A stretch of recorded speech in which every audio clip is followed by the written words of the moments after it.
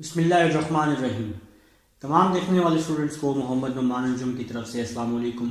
Students, question number 8 तक हम लोग डिस्कस कर चुके हैं। आज हमारे पास क्वेश्चन नंबर 9 है। स्टेटमेंट आप लोग अपनी अपनी बुक पर देख लेंगे। तो क्वेश्चन नंबर 9 की स्टेटमेंट आपके पास कुछ इस तरह दी हुई है। वो कह रहे हैं कि फाइंड एन इक्वेशन। आपने इक्वेशन फाइंड करनी है। आपके पास इसके डिफरेंट पार्ट्स दिए हुए हैं, 4 पार्ट्स दिए हुए हैं जनाब। तो इसका जो फर्स्ट पार्ट है वो दिया हुआ है द हॉरिजेंटल लाइन थ्रू 7 - 9। तो इसका फर्स्ट पार्ट दिया हुआ है क्वेश्चन नंबर 9 का first part, the horizontal line.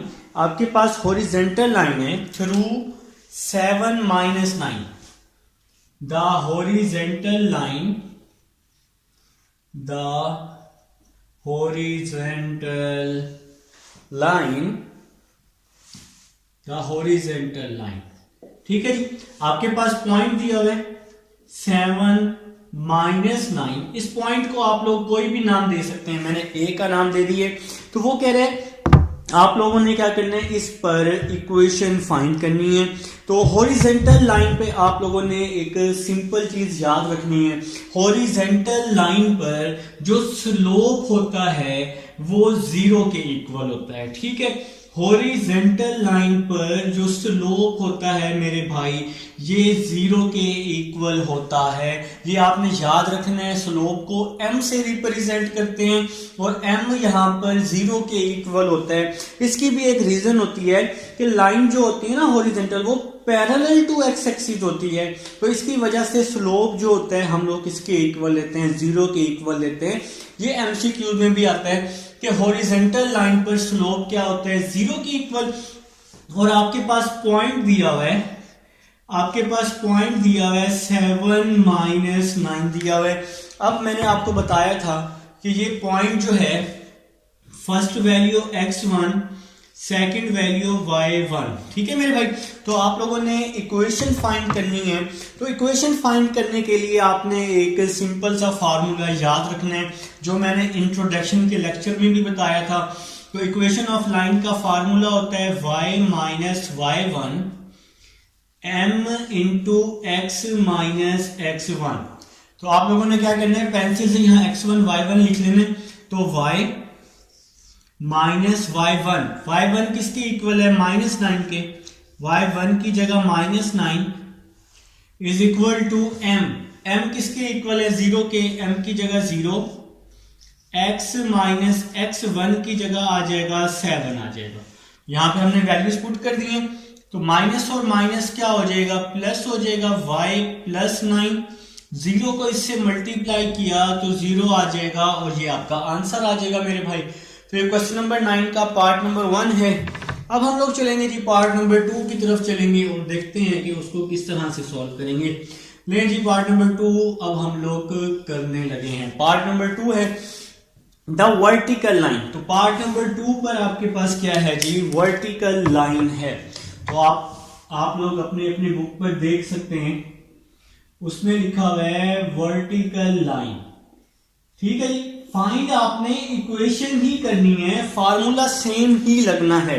तो वर्टिकल लाइन पे जो स्लोप होता है वो हमेशा इनफिनाइट होता है। स्लोप हमेशा क्या होता है, इनफिनाइट होता है। इसकी रीजन होती है ये परपेंडिकुलर टू एक्स एक्सिस होता है। ये क्या होता है, परपेंडिकुलर टू एक्स एक्सिस होता है। तो वर्टिकल लाइन पे स्लोप क्या होता है, ऑलवेज इनफिनाइट होता है। इसकी रीजन होती है ये परपेंडिकुलर टू वाई एक्सिस होता है। जब परपेंडिकुलर का जिक्र आ जाएगा तो आपको पता है कि हम 10 यूज करते हैं और 10 90 किसके इक्वल होता है, इनफिनाइट के इक्वल होता है। इसलिए वर्टिकल लाइन पे स्लोप हमेशा इनफिनाइट होता है। याद रखिएगा बात को। ठीक है मेरे भाई। और उसने यहां पर पॉइंट दे दिया हमें -5 और 3 दे दिया जी। बुक वाले ने हमें पॉइंट दे दिया है -5 और 3। तो आप लोगों ने क्या करना है, इक्वेशन फाइंड करनी है। तो फार्मूला आप लोग याद कर चुके हैं। ये वैल्यू x1 और ये वैल्यू क्या होती है, y1। आप लोग फार्मूला लिख लेंगे। अब इक्वेशन ऑफ लाइन का, इक्वेशन ऑफ लाइन का फार्मूला यही सेम फार्मूला। तो फार्मूला आप लोग याद कर चुके हैं, y - y1 is equal to m × x - x1। तो y - y1 किसके इक्वल है, 3 के। m जो है स्लोप है इंफिनिटी के x माइनस x1, तो x1 की जगह -5 आ जाएगा। इनफिनाइट यहां मल्टीप्लाई हो रहा है तो इसके साथ यहां पे आके डिवाइड हो जाएगा, x माइनस और माइनस प्लस हो जाएगा, x प्लस 5 हो जाएगा। समथिंग ओवर इंफिनिटी 0 के इक्वल होता है, समथिंग ओवर इंफिनिटी 0 के इक्वल होता है। तो आपके पास आंसर आ चुका है x plus 5, equation of line आ चुकी है। आप नीचे लिख देंगे हिंस द रिक्वायर्ड रिजल्ट। अच्छा, आप चाहें तो इसको कुछ इस तरह भी लिख सकते हैं, ये +5 है ना, तो इस साइड पे आके क्या हो जाएगा, -5 हो जाएगा। आप इसको कुछ इस तरह से भी राइट कर सकते हैं। तो ये था जी आपके पास सेकंड पार्ट जो कि मैं आपको करवा चुका हूं। अब हम लोग अपने थर्ड पार्ट की तरफ चलते हैं। इसको मैं कर देता हूं रेस, ताकि हम लोग अपना थर्ड पार्ट करें। भाई थर्ड पार्ट आपके पास है the line bisect the first and third coordinate. तो थर्ड पार्ट की तरफ चल रहे हैं जी। पार्ट नंबर सी है, लाइन बाइसेक्ट कर रही है फर्स्ट और थर्ड कोऑर्डिनेट को। देखिए जी, अब ये फॉर एग्जांपल आपके पास ये कोऑर्डिनेट है, ये हम लोग एक कोऑर्डिनेट बना लेते हैं। अब ये फर्स्ट कोऑर्डिनेट है, ये थर्ड कोऑर्डिनेट है। लाइन यू बाइसेक्ट कर रही है फर्स्ट और थर्ड कोऑर्डिनेट से, ठीक है। लाइन कहां से बाइसेक्ट कर रही है, ओरिजिन से बाइसेक्ट कर रही है। तो हमें यहां पॉइंट मिल गया 0 0 मिल जाएगा। और देखें यहां पे जो एंगल है वो यहां पे 45 बन रहा है, 45 डिग्री बन रहा है। जब ये सर्कल कंप्लीट होगा ना तो फिर ये 0 to 90 बन जाता है। अभी फिलहाल ये हाफ पे है, हाफ पे होने की वजह से यहां एंगल 45 बन रहा है। तो आपको पता है कि आप लोग हमेशा 10 का यूज करते हैं और 10 45 1 के इक्वल होता है। तो हमें यहां से स्लोप मिल जाएगा m इज इक्वल टू 1 मिल जाएगा। मेरे ख्याल से आपको इस चीज की समझ आ गई है। अब आप लोगों ने क्या करना है, फार्मूला लिखना है। तो फार्मूला आप लोग याद कर चुके हैं, y minus y1 is equal to m into x minus x1। आप लोगों को इस चीज का पता है कि ये जो पॉइंट होता है ये x1 और y1 के इक्वल होता है। अब आप लोग यहां पे पुट कर देंगे जनाब, अपना रिजल्ट पुट कर देंगे। तो y माइनस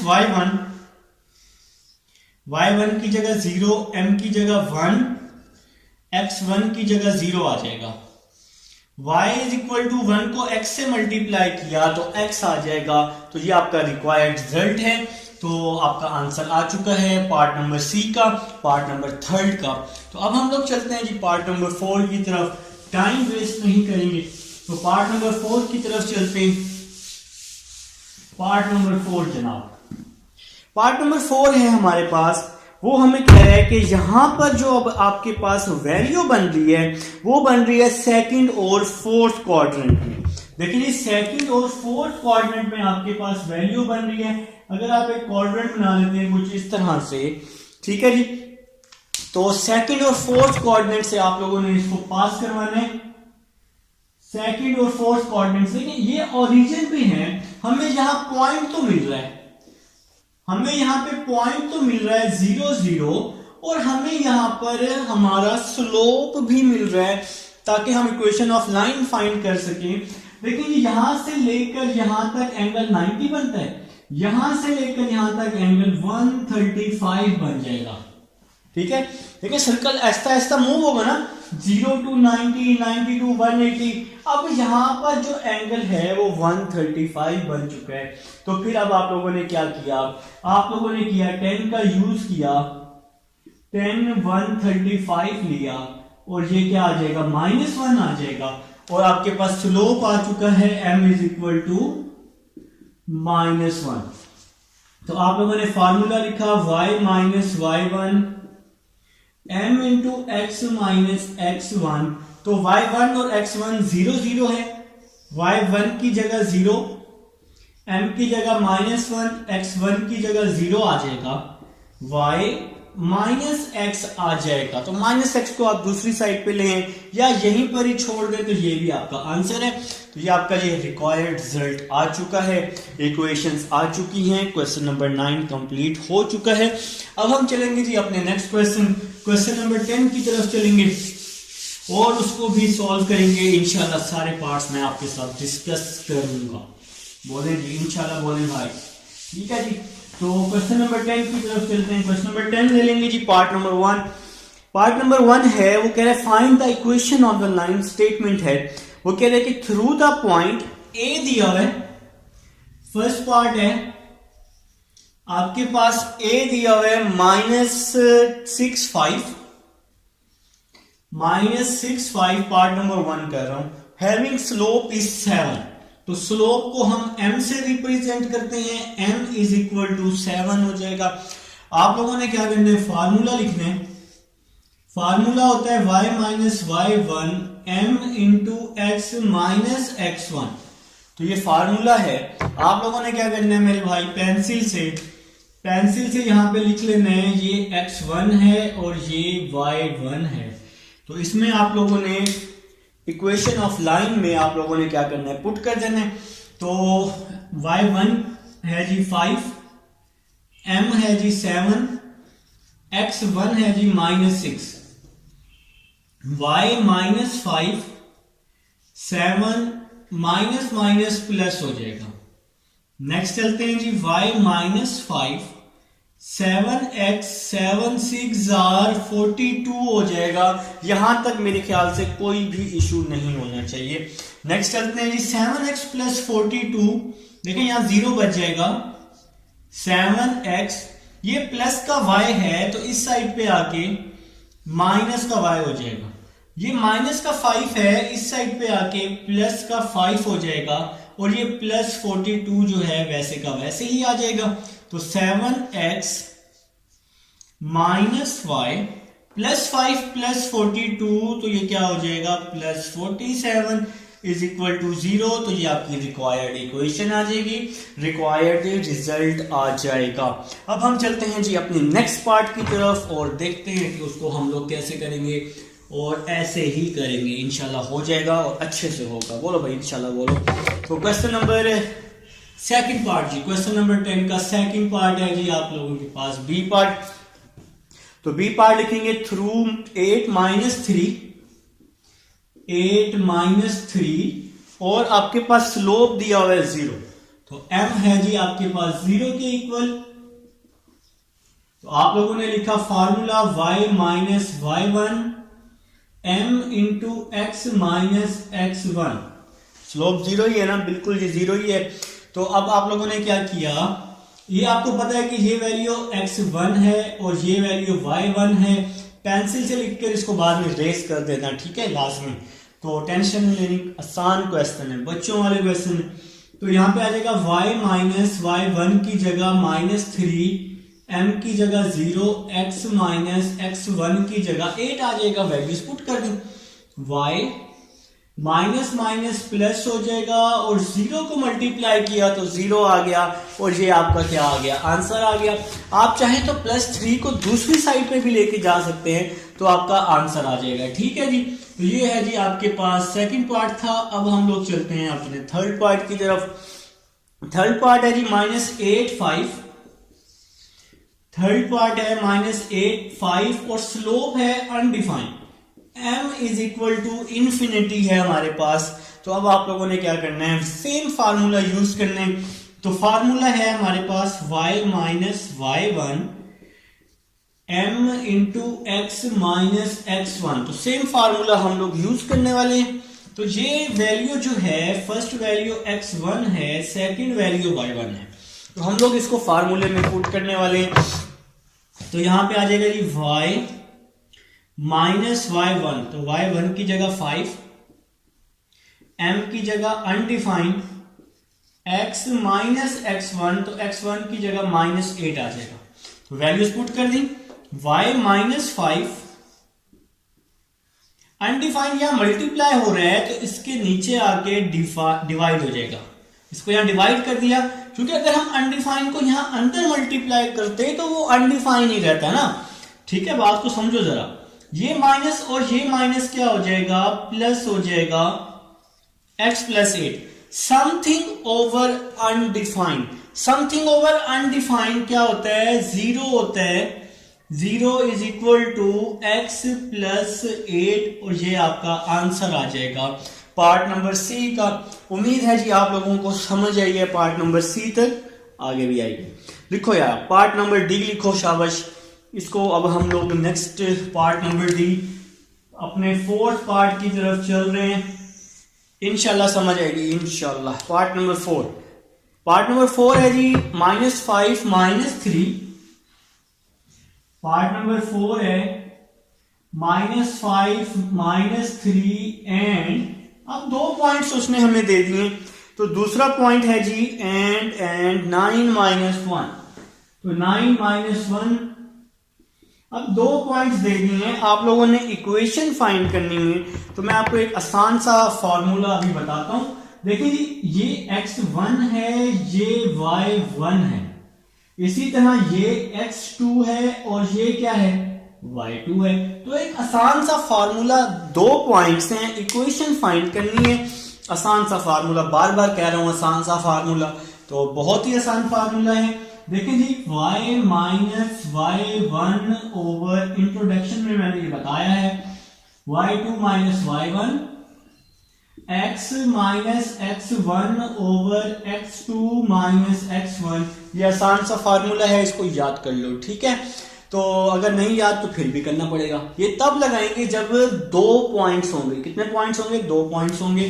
तो इसको स्टार्ट लेते हैं, y माइनस y1, तो y1 की वैल्यू है -3, y2 है जी -1, y2 की जगह -1 और y1 की जगह -3 आ जाएगा, is equal to x minus x1। x1 की वैल्यू है -5 ओवर x2 माइनस x1, तो x2 की वैल्यू है 9, x1 की वैल्यू है -5। तो यहां पे आप लोगों ने ऊपर से देख देख कर सारी वैल्यूज को पुट कर दी है। नेक्स्ट जा रहा हूं जी, माइनस को प्लस कर रहा हूं, y प्लस 3 हो रहा है, यहां पर माइनस और माइनस प्लस हो जाएगा, तो -1 प्लस 3 2 बच जाएगा। इसी तरह यहां पर x माइनस और माइनस क्या हो रहा है, प्लस हो रहा है, x प्लस 5, माइनस और माइनस प्लस हो रहा है, 9 प्लस 5 क्या होते हैं, 14 होते हैं जी, 9 प्लस 5 14 होते हैं। अब यहां पर नेक्स्ट स्टेप की तरफ चल रहे हैं, लेकिन उससे पहले एक थोड़ा सा शॉर्टकट कर रहा हूं, उम्मीद है समझ आ जाएगी। 2 1s are 2, 2 7s are 14, तो यहां पे मैंने इसकी कटिंग कर दी है। अच्छा, अगर नहीं थोड़ी सी कंफ्यूजन होती है ना, 2 या डिवाइड हो रहा है यहाँ के मल्टीप्लाई हो रहा है, फिर भी तो कट जाएगा ना, तो मैंने इसलिए यहाँ पे काट दी है, या कटिंग हो रही थी तो कर सकते हैं ऐसा, तो घबराना नहीं है। तो अब हम लोग क्या करने वाले हैं, अब हम क्रॉस मल्टीप्लाई करने वाले हैं, इसको इसके साथ, 7 को इसके साथ, सही है ना। तो देखो क्या बन रहा है, 7 into Y plus 3 is equal to 1 into X plus 5। तो हमने यहां पे इसको क्रॉस मल्टीप्लाई कर दिए, तो 7 को y से मल्टीप्लाई किया, 7y, 7 3s are 21 is equal to x plus 5 आ जाएगा। नेक्स्ट स्टेप की तरफ चल रहे हैं, यहां पे 0 बच जाएगा, x प्लस 7y, यहां पे आके -7y हो जाएगा, प्लस 5 प्लस 21 है, यहां पे आके -21 हो जाएगा। नेक्स्ट स्टेप की तरफ चल रहे हैं, x minus 7y plus 5 minus 21, तो ये 16 बच जाएगा, तो माइनस का 16 आ जाएगा, इज इक्वल टू 0, और ये आपकी रिक्वायर्ड इक्वेशन आ जाएगी, x माइनस 7y माइनस 16। तो ये था जी आपके पास फोर्थ आपका पार्ट था। अब हम चलेंगे पार्ट नंबर 5 की तरफ। इसको हम लोग कर देते हैं रेस। स्क्रीनशॉट बनाना तो बना लो, मैं साइड पे हो चुका हूं, तो वीडियो को आप लोग रोक भी सकते हो। तो अब हम लोग ये नेक्स्ट की तरफ चलते हैं, अपने 5th पार्ट की तरफ चलते हैं। टाइम कम है, काम ज्यादा है, मैं चाहता हूँ कि एक लेक्चर में मैक्सिमम क्वेश्चंस हो जाएं, तो इसलिए लेक्चर थोड़े से लेंथी बन जाते हैं। एक एक पार्ट मैंने करवाना है भाई, एक एक पार्ट करवाऊंगा। तो नेक्स्ट की तरफ चलते हैं। वो कह रहे हैं कि y इंटरसेप्ट -7 है, ई पार्ट की तरफ चल रहा हूं। y इंटरसेप्ट, भाई साहब कह रहे हैं y इंटरसेप्ट -7 है और स्लोप जो है वो -5 है जी। स्लोप क्या है जी? -5 है। ठीक है, तो स्टार्ट करते हैं। लेकिन y इंटरसेप्ट तो दिया हुआ है, x इंटरसेप्ट नहीं दिया हुआ, तो यहां पे क्या होगा? x 0 होगा, y -7 होगा। आप लोगों को पता है कि पहला पॉइंट x का होता है, दूसरा y का होता है। और इसी तरह से यहां पे स्लोप क्या हो जाएगा? m = -5 हो जाएगा। तो मेरे ख्याल से समझ आ चुकी है। अब हम लोग यहां पे फार्मूले का यूज कर लेंगे। y - y1 m × x - x1। तो आप लोगों को पता है कि ये वैल्यू x1 होती है और ये वैल्यू y1 होती है। ठीक है जी, तो आप लोग इसमें पुट कर देंगे y - y1 की जगह -7, m की जगह -5, x1 की जगह 0 आ जाएगा। y माइनस माइनस प्लस हो जाएगा, -5 को मल्टीप्लाई किया तो -5x आ जाएगा। -5x को दूसरी साइड पे ले आएंगे तो यहां आके +5x प्लस y प्लस 7 = 0 और ये आपकी इक्वेशन आ जाएगी। कोई मुश्किल बात नहीं है। ये तो आप तो सर ये कोई सवाल है बोला, ऐसे सवाल तो हम ऐसे ही उल्टे हाथ से कर करके साइड पे कर दें। तो ये था जी आपके पास 5th पार्ट था। अब हम लोग नेक्स्ट पार्ट की तरफ चलते हैं। वो कह रहे हैं कि x इंटरसेप्ट -3 है और y इंटरसेप्ट 4 है। मजे का क्वेश्चन है। देखो यार, नेक्स्ट है जी f पार्ट है। वो हमें कह रहा है कि x इंटरसेप्ट आपके पास, इसको हम सपोज कर लेते हैं ये a है, x इंटरसेप्ट -3 है और y इंटरसेप्ट इसको हम b के इक्वल सपोज कर लेते हैं। तो y इंटरसेप्ट है जी आपके पास 4 है। तो यहाँ पे दो इंटरसेप्ट दिए हुए, तो इस वजह से मैंने इसको a और b के इक्वल कर लिए।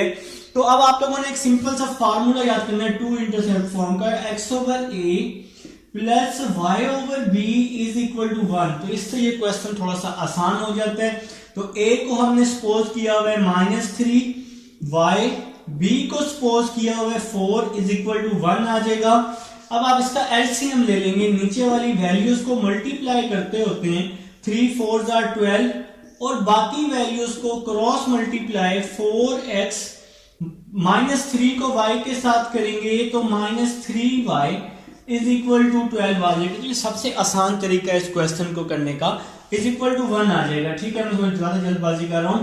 तो -12 को यहां क्रॉस मल्टीप्लाई कर देते हैं, 4x - 3y = -12 आ जाएगा।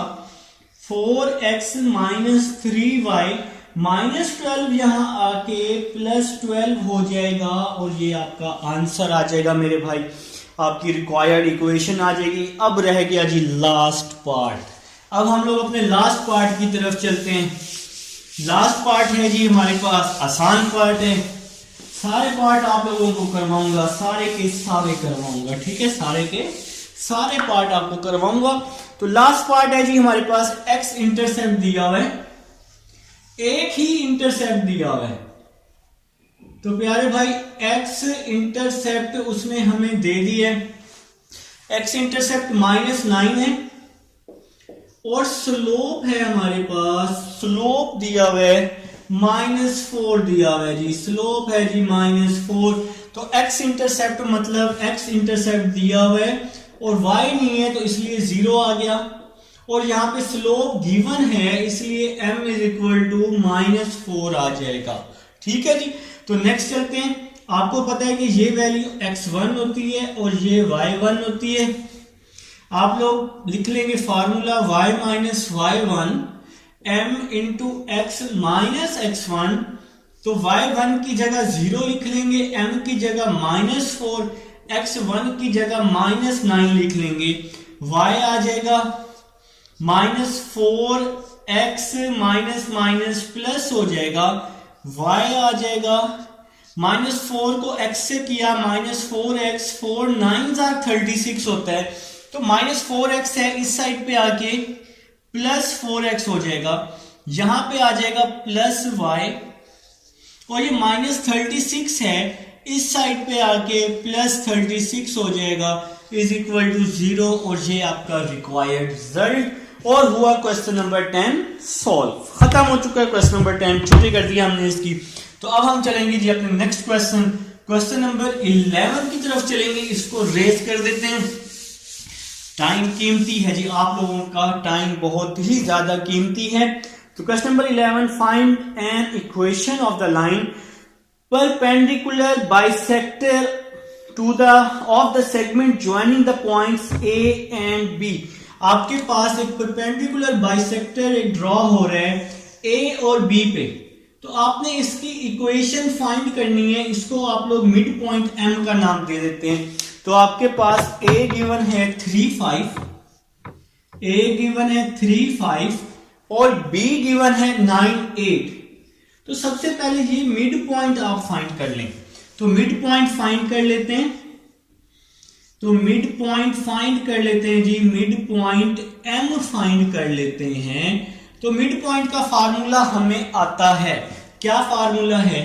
x1 plus x2 over 2, y1 plus y2 over 2। तो ये फार्मूला हम लोग पढ़ चुके हैं 4.1 में। तो मिड पॉइंट एम फाइंड करने लगे हैं मेरे भाई।